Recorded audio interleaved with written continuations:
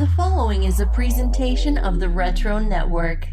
Hey there, TV lovers, and welcome to episode 5 of Remember That Ho Ho Ho, the show where we talk about the many appearances of Santa Claus in film and television. This time around, we're talking about Jenny McCarthy in Santa Baby, and... wait, that's not right. Guess I'm getting too into the holiday spirit. Oh man, I really messed that up. It's okay, Will. I mean, it sounds like you just need a second chance. Yeah, I don't blame you for having Jenny McCarthy on the mind. After all, boys will be boys. Take 2. Remember that show back then? Remember that show? Turn on the TV, time was always flying. Why did they have to end? So many shows you forgotten. Now that we've got a podcast, we can release all the shows from our hands. Yeah, will you be the most TV dudes you'll ever listen to? As long as we keep on talking sitcoms and cartoons from back in the day. Okay, we confess, we're obsessed, but we got a podcast to help you remember that show.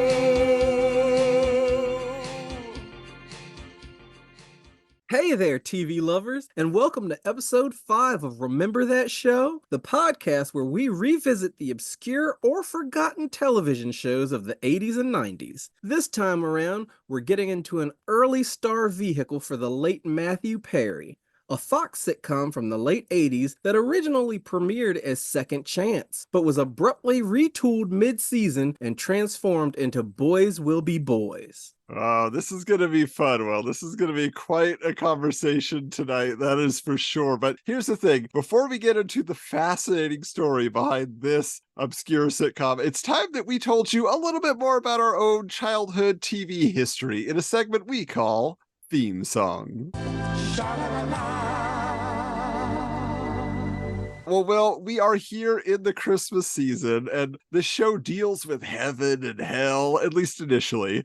So I wanted to follow up on something you talked about in our first episode, when you said you watched a lot of religious TV programming in your house growing up. So it made me wonder, what was the most entertaining Christian children's television show you watched, or was it a televangelist that was the most memorable to you? Like, what stands out? Oh, wow. The televangelist mainly stood out. I mean, when it came to like scripted TV didn't really get into that. Like they kind of skimmed the surface. So I would say I was like a big Highway to Heaven person because I think I have NBC in my blood. So like I remember watching Highway to Heaven where like every episode is basically the Incredible Hulk, only Michael Landon doesn't Hulk out. Like he and that bearded guy just go from town to town helping people and giving them diet Christianity and then moving on to the next town.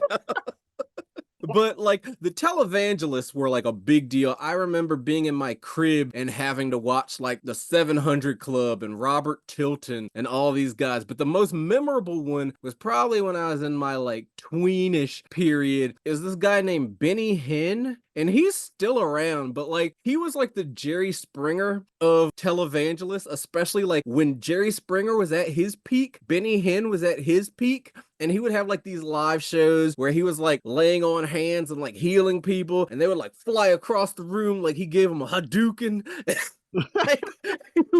He was just very, very over the top. So like he's the one who like sticks out to me. And like I said, he's still going somewhere. So wow. Okay. See, I thought you were gonna go. The one I remember from Sunday mornings in my area was Superbook. Do you know about Superbook? No. Oh, so this was an anime. It was anime of Bible stories, but it's done kind of a cutesy style. This is what got my attention. So they had like a little robot sidekick, and it's like the Bible lands on a keyboard in front of their home PC, and then it gets sucked into the computer, and now it's digitized. And then the kids can go into the Superbook, which is the Bible, and see the adventures for themselves. But in my area, they had these live action opening and closing segments, maybe in the middle too, where they were having playing a Sunday school teacher lady and a guy in costume as the robot with a really nasally voice. I don't understand. What is faith? That kind of thing. And then the kids would be teaching him and the Sunday school teacher would be teaching him. And so it was so bizarre to me, observing all of that. And I've tried to find it online because Superbook is still a thing, but it's all CGI now. And even they have a new robot thing, but those interstitials are nowhere. There's no record, even just photographs. And I think I have it on one of my childhood VHS tapes somewhere that I recorded. So I might be the only person that has a record. I got to put that up one of these days. I smell a future episode, because they were forced to destroy it when they realized the robot was an abomination before the Lord. That's the thing. There was a dangerous choice to make your cute character played by a fallible human. It's amazing, though, how many franchises exist in that world that just never cross over. I grew up in a Christian school, a private school, and we did this Christmas program with a character named Salty, and it's kind of like Storybook, where Salty is the personification of the Book of Psalms, but he's just a big blue book person. I think I have seen that somewhere. Yes, Salty, but also even going back before us is Davy and Goliath. Got your stop motion. I was like, is this Gumby? It's not Gumby, but it looks like Gumby. Yeah, it was just an interesting world back then. And of course, VeggieTales, I think, is the biggest success, right? That's the crossover. Right. VeggieTales kind of sneaks it in there. Yeah,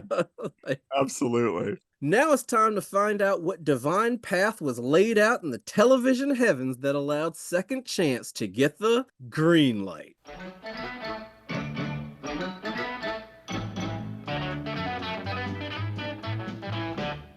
We are really doing this episode in tribute to the television legacy of Matthew Perry, who passed away this year and left behind an amazing body of work. What many people may not know is that Matthew Perry was actually the son of a handsome 70s TV actor named John Perry, who, aside from leading roles on the short-lived Paper Dolls with Morgan Fairchild and Falcon Crest, was best known in pop culture as the Old Spice spokesman in TV commercials for a decade.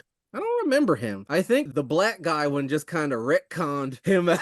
Yeah, I mean, you got hunky guy now. Back then, it was different kind of hunky, I guess. But that's my dad wore a lot of Old Spice. I think he just wanted to be like John Perry, There you go. There you go. Well, Matthew Perry started his career by appearing as a guest star on 80s sitcoms like Charles in Charge, Silver Spoons, Growing Pains, Just the 10 of Us, Empty Nest, and Who's the Boss. Second Chance / Boys Will Be Boys was his first starring role on a sitcom, though he would get another shot pre-Friends on a show called Sydney, starring Valerie Bertinelli, aka Mrs. Eddie Van Halen, the former star of 70s sitcom One Day at a Time. And there was another one. He did a show on TGIF called Home Free, which is actually not very good, but maybe we'll talk about that later. I'm sure it will come up again. I did want to mention, though, real quick that, Perry also managed to be cast in movies at this time. So he was in A Night in the Life of Jimmy Reardon with River Phoenix and She's Out of Control with Tony Danza, both of which found him playing kind of a preppy snob, kind of a villain, and both of which I own on VHS. Only one of them is good, though, and it is the one starring Amy Dolenz. It is not the one starring River Phoenix. But getting back to his TV work here, Will, I do have to ask, what show do you most associate Matthew Perry with outside of his iconic role as Chandler Bing on Friends? It's kind of interesting to think, because he did go on to do a lot of critically acclaimed, I think he won Emmys and stuff beyond Friends, but I don't know how many people focus on that. I mean, are we talking pre-Friends? Are we talking post-Friends? Because pre-Friends, he was just that guy. Yeah. He was everywhere. We listed them all, but he was popping up all over the place. He was kind of like Bumper Robinson. If you don't know who that is, Google him, because he's one of the unsung heroes of character actors of the 80s and 90s. But same with Matthew Perry. He was just everywhere. And I'm surprised he didn't go further in that era, because if you do the evolution chart, you've got Scott Baio to Matthew Perry to Michael J. Fox. And like the two outliers had movies going on, but Matthew Perry in the middle just kept getting lost a little bit. But then after Friends, there's so many because they didn't want that to be like a one-off success for those people. So there were always eyes on like all of their post-Friends roles. But to me, the one I cared about the most was Studio 60 on the Sunset Strip, Aaron Sorkin's takedown of SNL. It premiered the same season as 30 Rock, and everyone expected it to win and 30 Rock to lose, and that is not what happened. But I cherish that one season of the show that we did get, and I thought he was great on there working opposite of Bradley Whitford. Yeah, I know you love your Saturday Night Live, so I was sure that was going to be your pick. What's funny is, like, I'll just be honest, I thought of him as a movie guy. After Friends, I was like, he did that movie with Selma Hayek, right? But he was still on Friends, wasn't he? I guess that's true. Yeah, that was kind of in that era. But then he was also in Almost Heroes. I was a big Chris Farley fan, and you're giving me a confused face right now, Will. Do you know about Almost Heroes? I know he did the whole Yards franchise. I don't know Almost Heroes. Yeah, so this is like Chris Farley's last full movie that he made, and it was directed by Christopher Guest, of all people, and it's basically an alternate reality Lewis and Clark. It's two guys who are trying to get to the Pacific before Lewis and Clark, and so they're just like misfits and people, and Matthew Perry just plays this kind of like foppish guy, you know, who has to deal with the loutish Chris Farley character who claims to be this great outdoorsman, but really just doesn't seem to know what's going on. And so he's trying to keep it all together. It's not a great movie, but it has some really funny bits, and I watched it endlessly. I don't even know if it did come out in theaters. If it did, it was very short because I saw the poster in the movie theater, but I never was able to buy a ticket. And then it showed up at Blockbuster, and I bought my previously viewed copy. So that's one of those things that sounds horrible on paper, but I'm sure the performances sold it. like you tell me the cast and I'm like, yeah, I'll watch it. But if you just gave me the synopsis, I'm like, I'm good. Yeah, no, it's definitely the character actors that are in this movie. They bring it to life in a great way. I'll have to check that one out. As we know, I'm not Mr. Movie. There's so many movies I haven't seen, but chances are I'll probably watch it before I see Titanic. So chances are good. But when we talked about Parker Lewis last episode, I claimed it was the most Fox show on Fox in the 90s. But in the early days of the network, from 1987 to 1989, they had several high-concept sitcoms, some of which were retooled and changed completely during the run of the show. For example, a show called Mr. President had George C. Scott going for laughs as a newly elected president in the White House. Women in Prison was basically Orange is the New Black for prime time. And Karen's song centered around a middle-aged divorcee, played by Patty Duke, being encouraged to date a 28-year-old guy by her daughter, played by a young Terry Hatcher. Then there was Duets, which began as a series about the comedic romance between a novelist and a caterer, but due to the popularity of their supporting cast in the second season, the showrunners decided to change the series to focus on those characters and rebranded the show as Open House in the third season. Do you know about Open House? Do you know about Duets? Yes, I was Mr. Fox Sunday night. Yeah. Like, I will readily admit, I don't remember Karen's song, but I remember Mr. President. I remember Women in Prison. I remember Duets, because Duets was Sunday Night Fox. But I honestly forgot about the rebrand to Open House until like your research. It's unrecognizable when you look at what Duets was to what Open House was, because Duets is like a domestic, romantic, single people sitcom, right? But then it had a lot of like dramatic stuff. And then you go to Open House and it's basically like news radio, but set in a real estate office. It's just a workplace comedy sitcom. And Ellen DeGeneres, that was like her first big, role on a sitcom at that point. You're like, what? Well, the reason I always remember Duets, it like still stays with me because I felt like the leading man was such an everyman. Like he's such a maybe it's an 80s thing, but like he is not a leading man. And I think don't mean it. Fox had that problem. I think Fox made that choice several times and it doesn't work out. Yeah. And he doesn't have the redeeming thing of like, okay, Paul Reiser's not conventionally attractive, but he's funny. Like, he didn't have the like quirky humor. He wasn't a Seinfeld. He's just this milquetoast receding hairline guy. I will never forget his face because I don't think he ever did anything that wasn't Fox. Yeah. But anyway, can you think of another sitcom that got a major and noticeable overhaul? Oh, I mean, the one that always stands out to me the most because I only knew the overhaul. And then years later, when I found out it had a whole life before that, is The Hogan Family, is what I remember. But it started out as a show called Valerie's Family. We were talking about Valerie Bertinelli. It's not that Valerie. This is Valerie Harper, who was Rhoda on the Mary Tyler Moore Show. And so it's about her and her family. And then she held out to get a raise. And then basically the producers are like, forget you. We're literally going to kill off your character and replace you with Sandy Duncan in the third season. And she's going to come in and just be taking care of your family for you. Like, it's so bizarre. Because I remember The Hogan Family, Jason Bateman. Yeah, I used to watch that. And then to find out that it didn't start out as The Hogan Family always blew my mind. Oh no, I was there for Valerie. I was there for Hogan. And like Valerie's Family / Hogan Family is one of those shows that sticks with me. I feel like in that era, especially because it was like the era of the very special episode, there's always that one that stays with you. And that show taught me the dangers of electrical fires because there's an episode where they are playing with a lamp in the attic and it burns down the house. Whoa. Yeah, I don't know if they got like a bigger budget and wanted to just remodel the house, but it burns down the house. I didn't understand the relationship dynamics at that age. It wasn't until like the past 10 years that I came to realize Sandy Duncan was supposed to be their aunt. Yeah. I just thought like, wow, dad moved on quickly, but they never kissed. But I mean, I grew up on I Dream of Jeannie. They rarely kissed, so it didn't mean much. You know? What about for you? Is there like a significant show that you saw like just change completely and you're like, oh, interesting?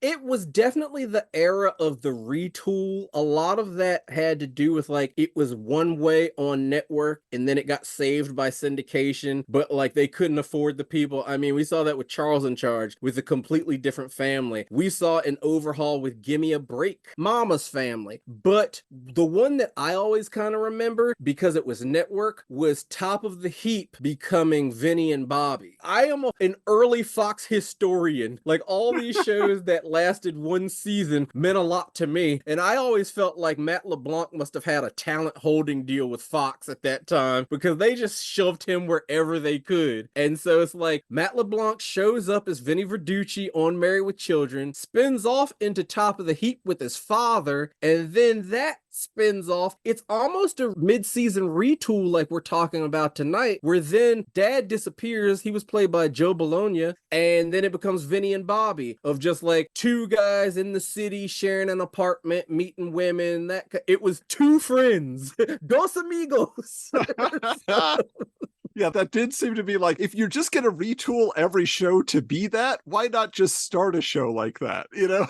Right. It's hilarious. Oh, that's great. But I definitely remember Top of the Heap. That was one of those where it's like, wait, he's almost Al Bundy, but he's not. Okay, I see what's happening here. But, you know, this is the thing. We're talking about how that seemed to be the path that Fox was on. So I think we got to find out just what this forgotten show was all about as we give you the elevator pitch.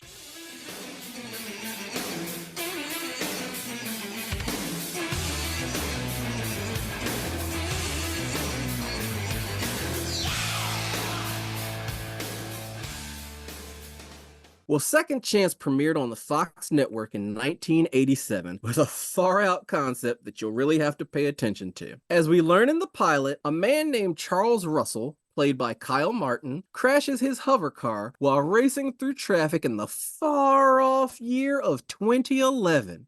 And upon his death ends up in the office of St. Peter, played by Joseph Mayer. Charles is deemed not bad enough for hell and not good enough for heaven. They call him a blue light. So he's sent back to 1987 in order to guide his younger self, played by Matthew Perry, who goes by the name Chaz, in making better life choices in hopes of gaining himself a trip through the pearly gates. He does this by renting a room from Chaz's mom, Helen, played by Daniel LaRusso's mother from The Karate Kid, Randy Heller. And after meeting with St. Peter each episode to get his missions, gives advice on how to avoid making mistakes that will turn him into a scuzzy guy who's not all that bad, but not that great either, I guess. This premise is kind of confusing. Anyway, the series lasted 9 episodes before the network executives decided that the ratings were not good enough and gave the producers a few weeks to revamp the show. This meant ditching Charles and St. Peter to let the hijinks of Chaz and his troublemaking high school buddies, Booch and Eugene, take center stage under the new name Boys Will Be Boys, which ran until 1988. Wow. Okay. Yeah. So get ready for the switcheroo here, because Boys Will Be Boys kept the same setting of a home in Venice Beach where Chaz lives with a single mother, and he tries to help her make ends meet by coming up with money-making schemes or just working a job, just depending on the episode. And usually the mastermind behind it all is his streetwise New York tough guy friend Booch, played by Billy Gallo, and their dim-witted slacker pal Eugene, played by Damian Slade.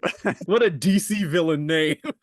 And Chaz ends up having an on-again, off-again relationship with the girl next door, Debbie, played by Terry Ivins, but is often tempted into romance by a lot of hot 80s girls who are brought around by the ladies' man, Booch, who just seems to have girls throwing themselves at him constantly. And then the other change in the series, though, is that Booch now shares the apartment above the garage with Chaz, where they live like they're swinging bachelors, even though they're high school seniors, but they act like they are independent pretty much. Also, of course, there's no mention of a former renter named Charles, who may or may not have been a reincarnated time traveler from the future, said to be a guardian angel to Chaz. That's never brought up. They never mentioned anything along those lines. So it's just like fresh start, but not quite fresh. A soft reboot. Yeah. The show was definitely unique. So let's start out with identifying what entertained us most as we give the show some cheers.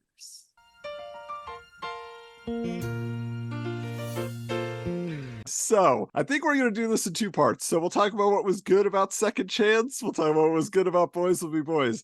The only thing I can say, Second Chance, I think, was at its best when it focused on St. Peter and all the famous dead people who visited him from heaven. Like, the humorous take on the afterlife was much more interesting than the stuff on Earth. And I think Joseph Mayer is doing his best with corny dialogue. He's just always been an interesting presence on screen. I'm just curious, what do you know him from? Because he was like a perennial, just like snooty guy on sitcoms. That's the thing. He's almost like Matthew Perry. He's just that guy. Like, I can't nail down. It's not like, oh, he's from Princess Bride or anything like that. It's just like, oh, it's that guy. They got him on a show. Yeah, mustache, white hair. I know him best from The Shadow. I always go back to The Shadow. There were so many great character actors in that, and he plays the director of this museum of natural history or whatever in that. So he's got some pretty prominent scenes. I actually just bought The Shadow because of you. Yes! All right, mission accomplished. Yes. But what do you think, Will? Like, what do you think of the Second Chance concept? What was good? I loved Second Chance. You can't make that show today, and I'm really starting to long for. I'm getting into my get off my lawn old man era, and you can't do that anymore. I love early Fox. I love that it seems so corny and tame now, but they were breaking rules. That was not conventional television. There were boycotts. I remember the era of we couldn't wear Simpsons shirts to school, And now it's people would think the Simpsons, oh, it's lame. Well, back then it was the edgiest show on TV. He was telling adults to eat his shorts. So it's I love everything about first 5 years of Fox. So looking at this, even just the Fox fanfare before it starts, networks don't do that anymore. I loved the setting. I love the premise, like you said, the supernatural stuff. Some of it's corny, we saw Shakespeare and we saw whatever, but I mean, Mayer's doing the best with what they give him, he's acting the hell out of the material. And I love the casting. It is interesting though. I know there are a lot of memes and stuff about how people were a certain age back then, and we look at them now, we're like, oh God, they look old as hell. Like, Charles is supposed to be 39, but he looks like what a modern day 55-year-old looks like. Yes, he's a silver fox, basically. Yeah. And it wasn't like, oh, he wasn't playing his age. He passed away at 46. So it's like he was 39. They just don't make him like that anymore. Yeah, well, and even like Randy Heller, she's the exact same as she was in the Karate Kid movie, which is to say, great. She has so much energy. She gets some zingers here and there, even though the show is not about her. But every time she's on screen, you're happy to see her. And I think she's a great part of the cast. And I was just so excited. I was like, I didn't know she did TV. Like, that's so neat. I just think she's a film actress, of course. Apparently she was in Mad Men. I didn't recognize her, you know? But like, I felt like her character is such a like template of that era. It's like she was studying from the Ellen Travolta playbook from Charles in Charge. They're like the same character. But one thing I really loved was how in sync Perry and Martin are as like Charles and Chaz, not being related. Like, if they had actually cast John Perry, then it wouldn't be as amazing, because you'd be like, oh, well, it's kind of genetic. Like, they've synced their movements and their mannerisms and whatnot. But that was like some of my favorite parts of those first 9 episodes of like, oh, look, they're drinking milk the same way. They're crossing their legs the same way. And it's not like you see them counting off in their head or anything like that. Like, they just kind of pull it off. I don't know. I just love goofy premises. And those first 9 episodes were just everything I wanted. I do want to mention, we have our theme song segment where we do not talk about the theme song of the show, but this one I feel like we have to, because it is so, again, 80s in and of itself. The lyrics will explain the premise of the show, in addition to narration from the Charles Russell character saying, I died in 2011, I had to go back, all that. And then the chorus is going to tell you got to go back over and over again. But the song, I don't know if listening to it, you immediately could tell who wrote it, but it is written and performed by the same guy who did the Punky Brewster theme song. And it's in the same key. And that was another thing I loved. I'm glad you like segued into that, because the creators of this show were David W. Duclon, I guess you say it. I've seen his name for 40 years and still can't pronounce it, and Gary Mintier, and they worked together on Punky Brewster. So what happened there is, like, if you look at the shows they did together, it was like a family sitcom. It was kind of tame, kind of like whatever. But like I was saying, how Fox was kind of edgy, they kind of had to, for lack of a better explanation, they had to put some stank on it because they were on this edgy network. And I think they pulled it off. It wasn't like they were kind of like faking this. There's a lot of dated humor there, but it still kind of works, especially like they couldn't have even predicted it. But the show is sort of known in circles because it had a resurgence in popularity about a decade ago because it predicted Gaddafi's death. Yeah. In the pilot, they say that he will die in July of 2011, and then he ends up dying in October of 2011 in reality. So when that happened, everybody's like, hey, there was this Matthew Perry show that predicted he was going to die this year, It's kind of funny because Fox as a network is kind of like edgy and crude sometimes, which seems to be the other side of the coin of the Fox Corporation. But like, there are jokes in the first 9 episodes, kind of like, I don't want to say like xenophobic, but they are in line to the point that looking back from today, I'm like, I guess it kind of works. Like, it's like, for example, Charles gets a job at the convenience store and they're like, well, how'd you get a job without like any information or social security number? He's like, I just pretended I couldn't speak English and they just hired me on the spot. You're like, ooh, lines up with Fox News. It lines up. Yeah, there it is. I mean, but speaking of the edginess, like, that's what they realized. We need even more edge. We need to make this new and hip and edgy. And so when they retool it to be Boys Will Be Boys, it is focusing on the lives of young people in the late 80s. So it's capturing that moment. Like, even like Eugene has like this bleached, like, bang hair in the front. He looks like he's in Kajagoogoo, but it has more attitude and flash. And they make Booch the Fonzie. Okay, so he's 100% just Fonzie. He wears a leather jacket, he's got it all. But he is also like the catalyst for most of the plot lines, and Matthew Perry's just like the grounded straight man. So Booch comes in and he's got some crazy thing going on in his life because of girls he's known or whatever. It's all over the place, but when you say like, you love early Fox, Boys Will Be Boys reminds me much more of Drexel's Class, which I think we're gonna have to cover someday with Dabney Coleman, which was a much more consistent show than Boys Will Be Boys. But I'm just like, the vibe is right there. It's like, we're gonna put in a lot of hot girls every episode, like Married with Children did. We're just gonna have like a hot blonde come in, and then there's gonna be these guys just kind of making semi-sexist remarks, but Boys Will Be Boys was fairly tame. It didn't go totally over the edge. But yeah, so there's a lot going on there to bring people in, and just more energy, I guess, is what I liked about Boys Will Be Boys. You feel it immediately. Well, I feel like Booch steals the show to the point that I was convinced Billy Gallo was dead. Because, like, why wasn't there, like, something built around him going forward? And then I look him up, I'm like, that dude's still acting as, like, undercover cop number 3 and things like that. Well, I was like, he should have transitioned from Boys Will Be Boys to Jake on California Dreams just a few years later. He's the guy, he's the template.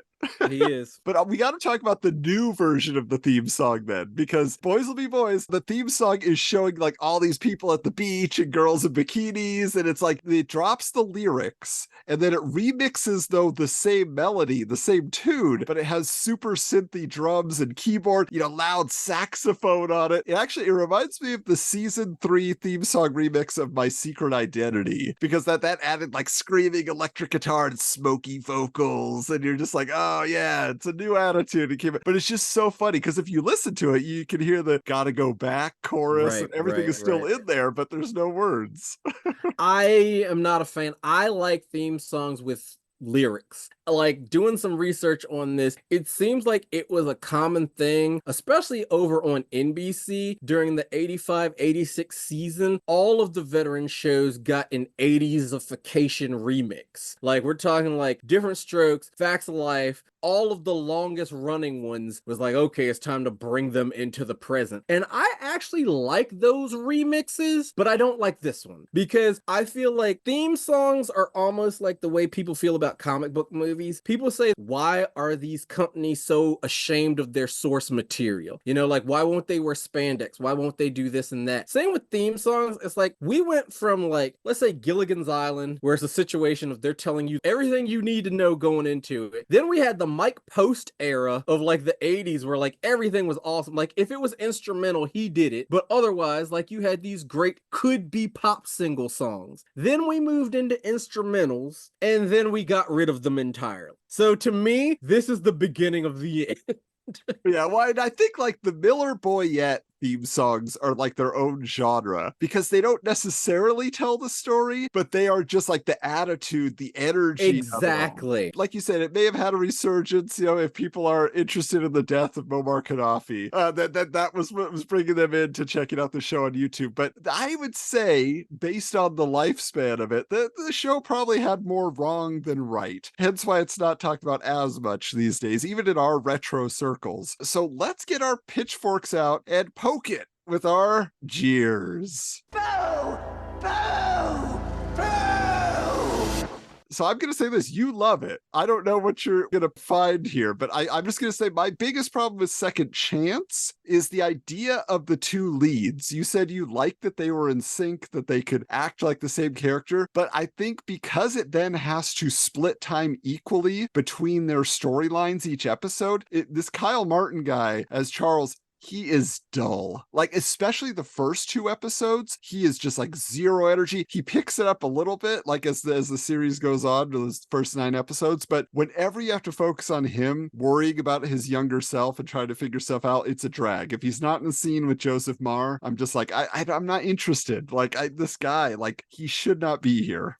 You're definitely right because it affects the pacing. One thing I noticed about the first 9 episodes definitely is that it feels like a 2-act show. It doesn't feel like it has a full 3 acts because of like the time shared between the two. I don't know if they used that to like cheat or what, but there were episodes where I felt like I wanted them to show, not tell. There was a lot of like exposition, and there was a lot of like, hey, you should have seen back there, this dude almost drowned. Like, why didn't we just see dude almost drown? You know, it felt rushed. And I mean, I know that there is the pop culture joke of how sitcoms wrap up every problem in 22 minutes, but this show really did. But the problems never fully developed in order to, like, they wrapped them up prematurely and everything just felt rushed. It's the pacing is off because, like you said, they're splitting the time between two leads. Yeah, like because Charles knows what's going to happen, he could just say, hey, don't do this. Just take my advice. And then he comes back and Chaz is like, oh, I didn't make the bad decision after all. And everything worked out.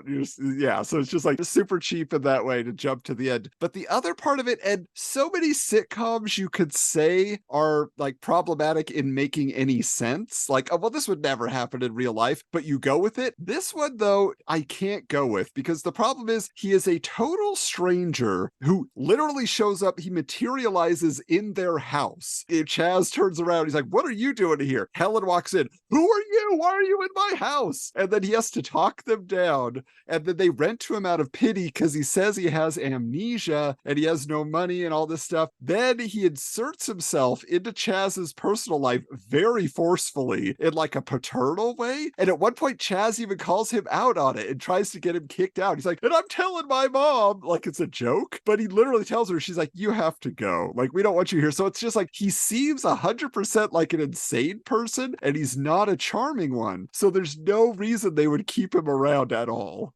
I hear you. I hear, especially about Kyle Martin. He's got like a cold serial killer thing to him. Yeah. But like, I see that, and I raised you. There were 2 single girls who find a drunk guy passed out in their bathtub. They invite him to live with them, but in order for it to work, they lie to their landlord and say that he's gay. And they proceed to live with him for the next 8 years. So here's my thing with the show. Yeah. We're too smart for it now. We basically are, and that's kind of why I love it, because with the stressors of life and everything, this is pure escapism. But I had to turn off a lot of brain cells because in this day and age, this would be like an arc. You know, TV back then wasn't episodic. It was more like, we can show this in any order in syndication. Now, you could check in and be like, oh, this is the season where Tony and Angela are together, but that's pretty much confined to one season. You know, like, it's not a build. So my thing with this is that I'm too smart for it right now. So watching the pilot, I'm like, okay, he's not good enough for heaven, but he's not bad enough for hell. So he has to do these good works to get into heaven. But we haven't changed the fact that he's still gonna die at 39. That doesn't change. Meanwhile, he's in the past, changing the past, but he has no memories of this old guy who came to live with them at the time. So, like, now we're dealing with, like, predestination paradox and alternate splintering timelines. We didn't know that crap back then, but we know it now. So that comes into, like, show doctors where it's like, you gotta suspend disbelief for this show. But I still feel like it was at its strongest in this half. I know you prefer Boys Will Be Boys. Here's my thing. Fox was a fledgling network. And one thing that people don't realize is that studios, creators, writers, whatever, sure, they want to work, but they also want a sure thing. They don't have faith in fledgling networks. So when a network starts, it is usually picking from a pool of cast-offs from the established networks. There is a great book called Season Finale about how UPN and the WB started. And UPN's first season is comprised of nothing but pilots that NBC rejected. And it's the same thing here where you can kind of see, I've always said my mutant power is to tell you the identity of a show. Like, oh, why is this show on NBC when it's clearly a CBS show? And that's my issue here, where the first 9 episodes or Second Chance is a Fox show. But once it becomes Boys Will Be Boys, it's great value Charles in Charge. But I understand that Boys Will Be Boys is more marketable. I'm actually surprised, given the time and the landscape of TV, that they didn't just take it to syndication when Fox passed on it. I don't know if there were like financials tied up, but so many shows did that back then and lived like 3 to 5 more years. Yeah. So like the identity of the show, I watch it and it's like, I love Matthew Perry. He exudes this like, you're going somewhere someday. And sadly, I don't think he ever achieved it. We can say Chandler Bing, yeah, it's an iconic sitcom character, but he wasn't this breakout movie star. Like, he didn't translate into Michael J. Fox. Like, there are a lot of great sitcom people who sucked at movies. Bill Cosby, John Ritter. Like, John Ritter's most acclaimed cinematic role is Sling Blade. You know, nobody mentions Stay Tuned. Nobody mentions, like, that's our bread and butter. Yeah. But, like, I don't know if he reached his potential, even though, like, Chandler was awesome. But it's like, I see all that, and I like the ingredients. I can see where Second Chance would have gone. It's like, okay, season 3 or 4, the mom is going to start crushing on Charles, and it's going to be a weird dynamic because she doesn't know that's her kid, but she's going to love the things in him that she loves in Chaz. And like, oh yeah, I got ideas. Well, and I think they hint at that, and you think it's Back to the Future all of a sudden. And that is the thing, is I think this is, Second Chance is a movie script premise. It's not a television series premise. Exactly. And this is to his detriment, but it was ahead of his time because it is a show that requires an end date. It's My Name is Earl. They established this whole thing of he eventually has to, like, the only thing that was missing, and this probably would have helped, but it would have screwed it up in the long run, was like a good deeds-o-meter. So like at the end of every episode, it's like, oh, you saved that kid from drowning. You're like 25% to get into heaven or something like that. Because I hate that they retcon those first 9 episodes. There's no mention of Charles. There's no like bell ringing where like the Easter egg is, oh, I guess he got his wings or something like that. It's purgatory somewhere and we don't know about it. Yeah. Right. He never fulfills it. But at the end of the day, have your fun with Booch. You're still going to die at 39. And that's the problem I have with it.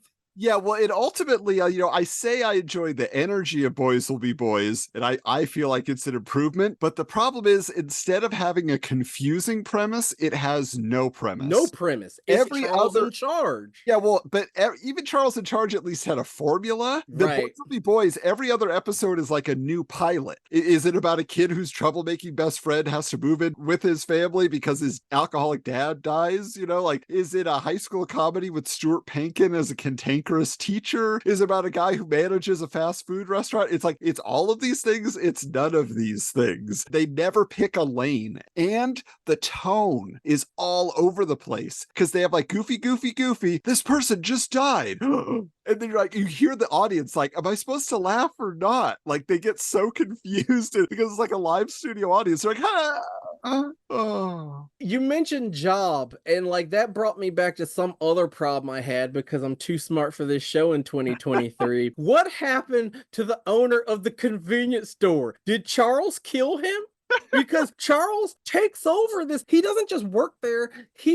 Does he own it? Like, well, he works at the convenience store, but not enough time, even in 1987, where there are no background checks and all this, not enough time has transpired for him to get that job. So it feels like he was just placed there. Maybe he paid off the owner or the worker so he could intercept Chaz, but no, then it turns out that's his job. And I have questions. I don't know how that works. Yeah, that's definitely one of those things where they try to gloss over, and then by explaining it even a little bit, you're just like, no, that doesn't work that way. It's difficult in that way. I do just want to mention a few of the plot lines where Booch, like you say, takes over the show and Boys Will Be Boys. It's about him ultimately, because what happens? So like they have this really dramatic scene, like, his abusive alcoholic father basically kicks him out, and then like he finds out that his dad walked in front of a car and got killed. And you're like, whoa. He goes to live with them. And then the next episode, this is right when they relaunched the series. Now it's all about his funeral, and now Booch has a death wish, and they're all worried about him on his motorcycle. motorcycle. Then there's another episode where Booch meets a girl. He likes her, but she's in a gang. All right. And then they start dating secretly. And then her fellow gang members shoot her. And you're just like, whoa, whoa, whoa. This is just fun time making fun,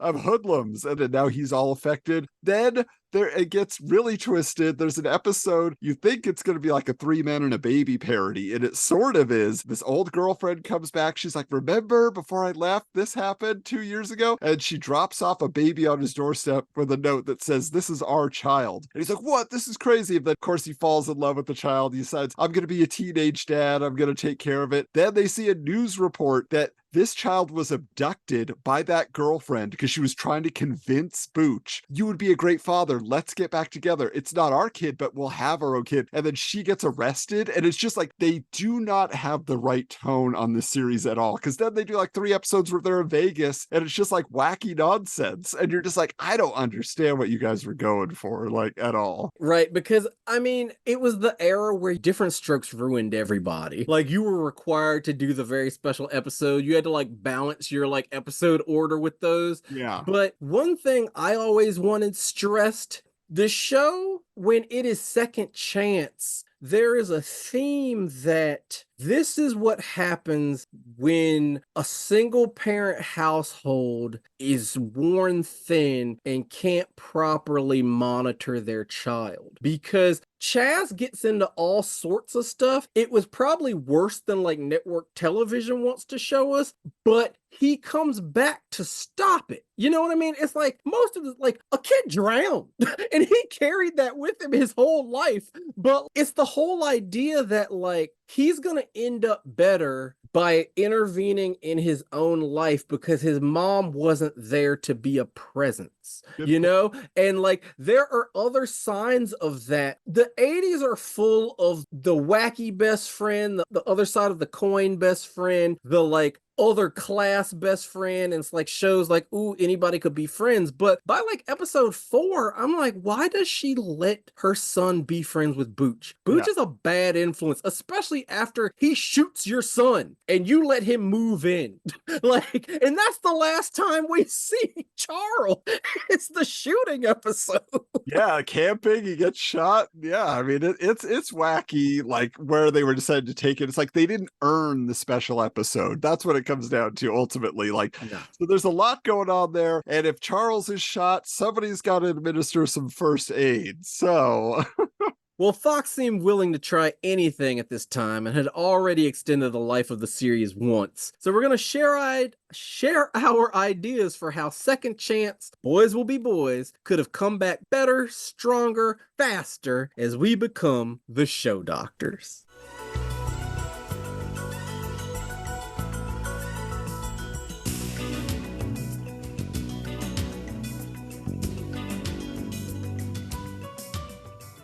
We come at this from 2 angles, right? It's like, could we have saved it at the time? Is it worthy of a reboot now? Is there a way to make the premise work? So what's on your mind, Will? I've got both.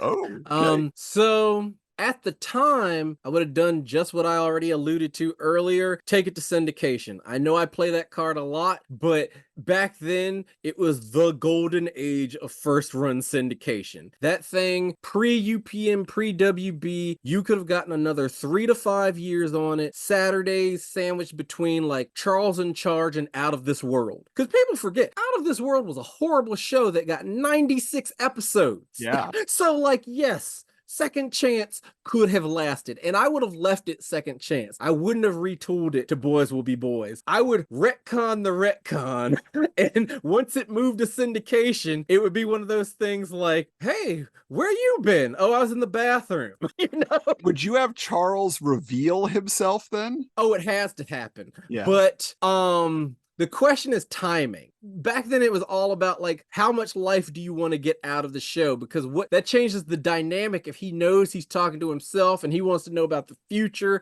Yeah. And shows back then didn't have a show Bible, you know, like that's something you got to come in with now. Like, what is the arc of this? Where do we want to be in 5 years? Back then it was just kind of like, just make sure you don't put us against Cosby. You know, it would have just been wacky hijinks every episode with Charles. Hopefully over time he would develop a personality personality because he's a blank slate, not in a good way. But I want the supernatural quirkiness of Second Chance. And I'd change nothing else. Although I know later in Boys Will Be Boys, they add some more cast members. I think they need a fourth friend because they need someone to balance out. Booch is the tough, and then Eugene is a weird character that you don't see anymore. He's a dweeb, not a nerd. See, that was one of those distinctions that got lost because over time, the dweeb and the nerd have merged. So now when you're the outcast guy, you're automatically smart. But Eugene's not smart. He's more of a Monroe from Too Close for Comfort in the body of a Screech. You know? So like there's a lot of influences there, but I want to add a fourth. And he would probably be, let's just say he had a good appetite.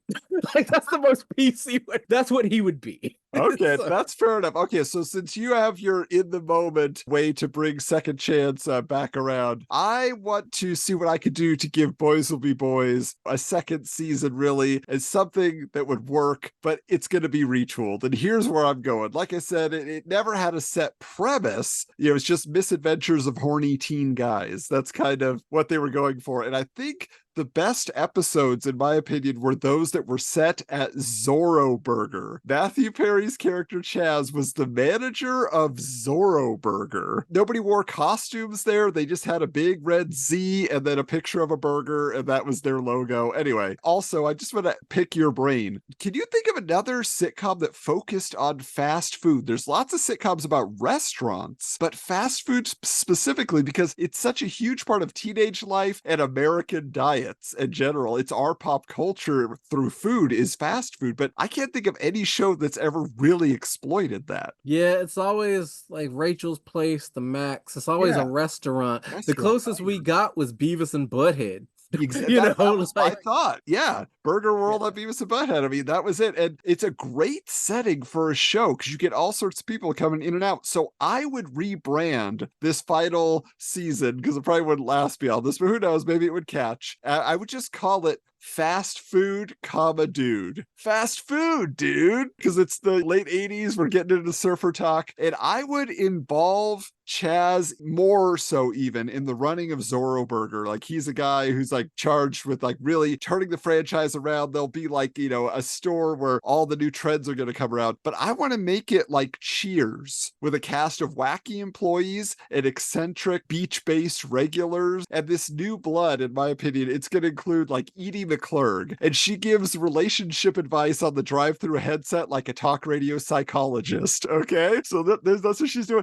You have a young James Carey playing a fry cook who, when pressured to get orders ready, is always responding doing a different celebrity impression. There's a the Golden Palace Cheech Marin, and he is going to be Chaz's assistant manager who's also an aspiring chef, and he's always trying to expand the menu beyond cheeseburgers but with crazy results, right? Fusion food, you know? And finally, I wanted to get them more work. Jenna Lee Harrison, aka Cindy from Three's Company, is going to be the klutzy but beautiful new girl that runs the register, alongside Wendy Jo Sperber, who is jealous of her blonde, leggy coworker who's always getting dating offers for the male customers and acting as a rival because Wendy Jo likes Chaz, you know, and she wants him, but he's interested in this blonde. So, of course, Booch has to still be around, but he is mostly like a customer, and he'll just introduce chaos into the show with his wild schemes every once in a while. But really, you're there to see the main cast every week. But that's what I want. Fast Food, the sitcom. See, I loved this.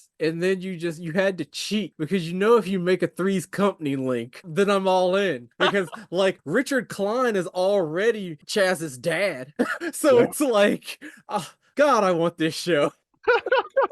Oh man, that's a great show. That's okay. I knew I could get you. That is Perfect. My present day idea, we already got it. It's called 17 again with Matthew Perry and Zac Efron.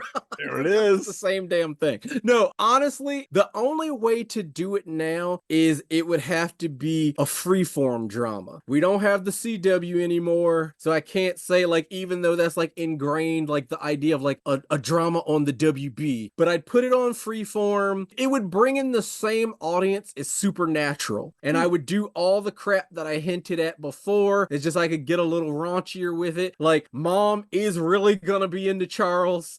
Had to happen. But we're gonna get us like a sexy Charles. He's gonna be like Rob Estes or like Mark Consuelos, one of those like former soap opera actors, but like they're not too busy with like real jobs, you know?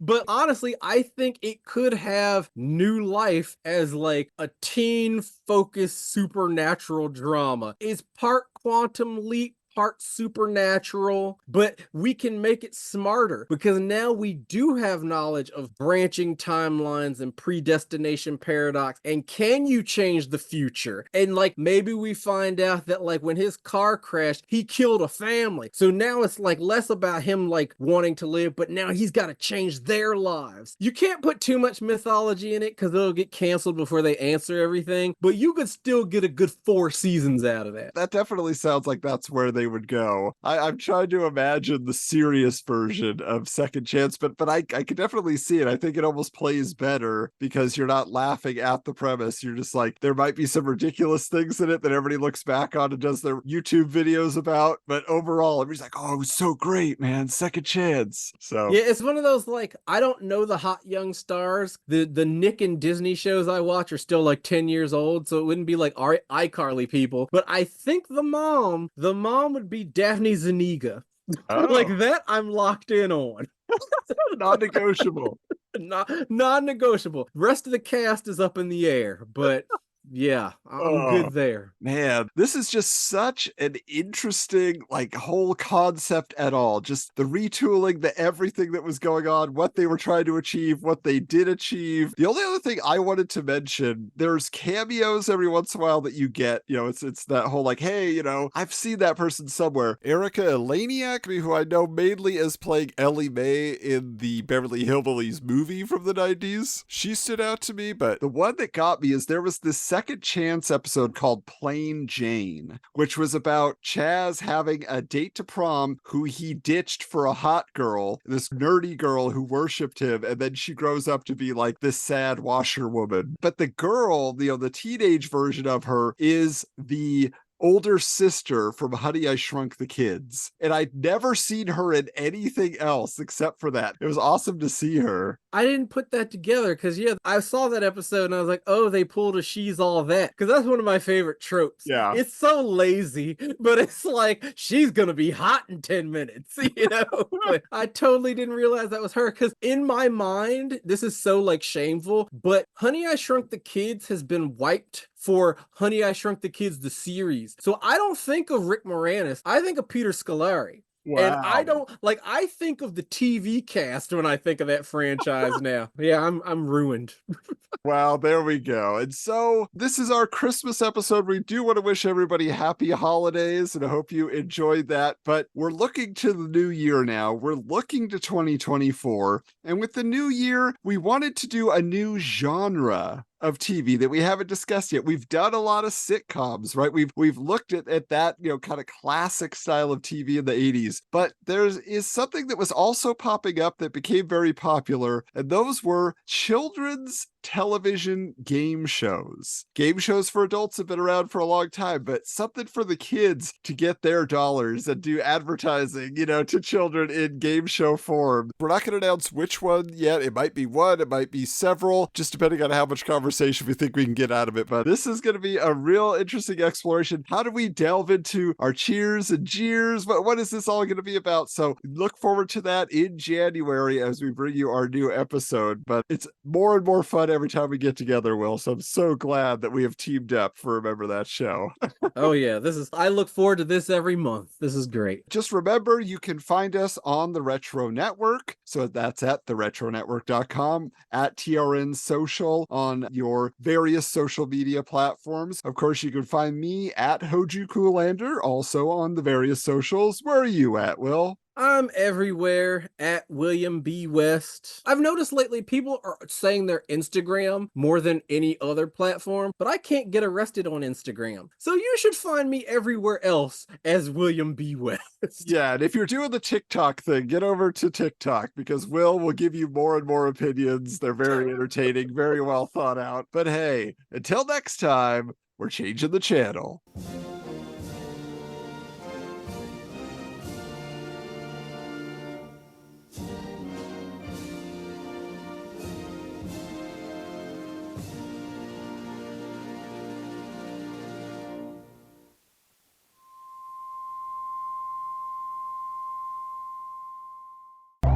This has been a presentation of the Retro Network.